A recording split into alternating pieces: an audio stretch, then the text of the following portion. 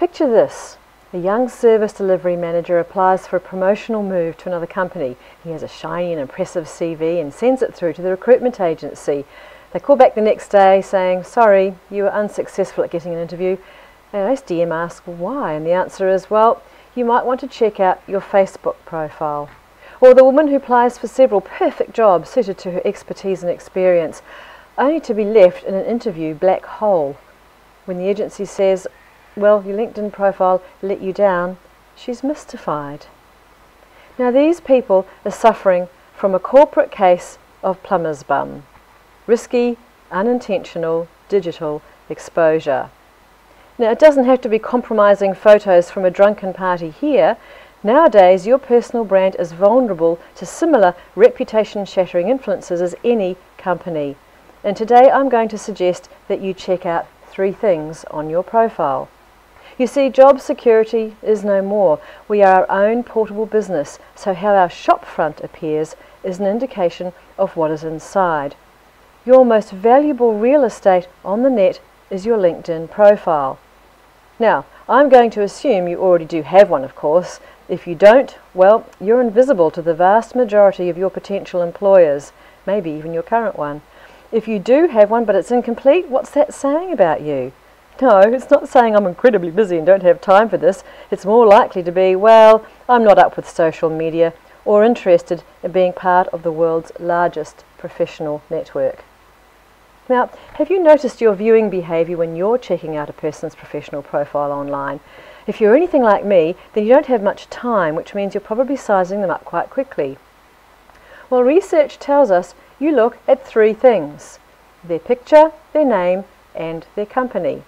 After those 3 boxes are checked, and if they still have your attention, you might read into their profile a bit further. And that's the key though, isn't it? If they still have your attention.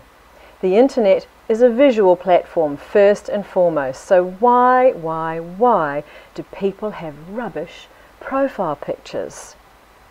I think it's because they mistakenly think, oh well, it's just a headshot, quick head and shoulders, quick click, upload, she'll be right. But what is a bad picture telling your audience? Yes, I'm serious about my role.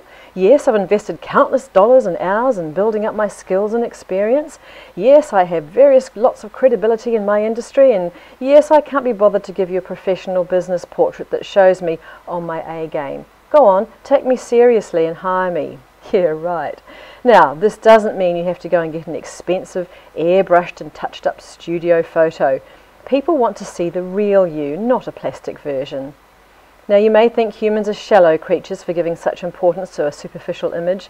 However, our brains are hardwired to respond to first impressions in order to survive. It is a reflex deep down in our limbic brain. We scan for and are 6 times more attentive to potential threats than rewards. And if our threat response is aroused, and a poor picture will do that, we filter any following information accordingly. So please, make it easy for people's brains to see you at your best. Have a decent photo. Now, the second area we often mistakenly get into is to tout our wares just like a shop front. And just like everyone else, we expect people to work out what is unique and special about us. And no, it's not passion. Who isn't passionate about what they do? So, my suggestion is to take the outside-in approach. Be your audience. We need to be much more sophisticated than just listing our skills and job roles and expecting people to wade through loads of information and translate that into what we can do to help them. By all means, have your credentials listed under experience, but use your summary section to describe the problems that you solve. And mistake number 3, imagine this. You're at a networking event and a professional approaches you extending their hand to introduce themselves, but you quickly turn your back on them and walk away. Now, does that sound crazy? And yet, millions of LinkedIn users do this when they ignore invitation requests from people they don't know.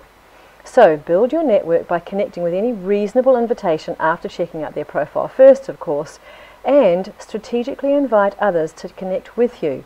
Who you know is still as important as what you know. And we make judgments based on the number of connections people have on their profile. So aim for at least 250 and ideally that magic 500 plus number. Now, never click the auto connect button, by the way. Go into the person's profile and send a personal invitation. So, there's no doubt about it. People are checking you out 24/7. Give them an accurate business profile that shows you in your best light. Put your best foot forward online before you wait to do that in person, or you may just never get the chance. Now, your customers are also checking you out. Will they be impressed enough to entrust their business to you and your company, or will they see someone with a plumber's bum? If you action the 3 suggestions I've just covered, have a decent picture, tell a network how you problem solve and build your network, you'll stand out as a professional we would all trust.